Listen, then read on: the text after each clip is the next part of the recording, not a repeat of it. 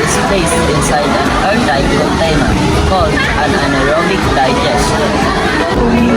Microorganisms then break down the waste without oxygen.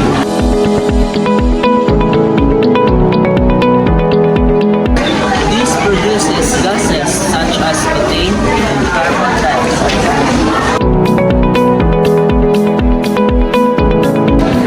The methane-rich gas is collected and released as fine gas. Now, how do we get energy from biogas? The methane in biogas can be burned to produce heat for cooking or heating. Can also be fuel and engine connected to a generator to produce electricity. The process is organic waste, anaerobic digestion, biogas, heat or electricity. In this way, waste can be turned into useful energy. Now, let's move on to batteries. Battery stores chemical energy and converts it into electrical energy. We use batteries as flashlights, phones, laptops, and remote control and many other devices. Instead of burning fuel, batteries use chemical reaction to produce electricity. But how does this happen? Inside a battery are the components called the anode, cathode, and electrode.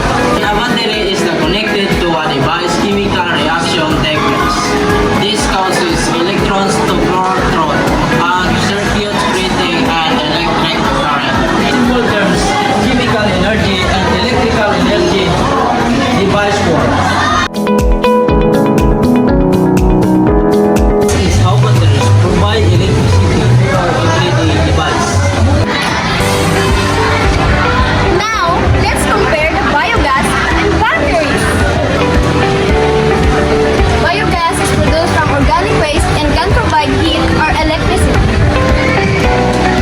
Batteries store chemical energy and convert it into electrical energy. Biogas can be used for cooking and electricity. While batteries can power phones, flashlights, laptops, and other devices. Although they work differently, both show that energy can be transformed from one form into another. To conclude, biogas and batteries are two ways harnessing energy. Biogas transforms energy from organic waste into useful heat or electricity. Batteries transform stored chemical energy into electrical energy. Understanding this process also reminds us to use energy wisely and responsibly. I am Sam.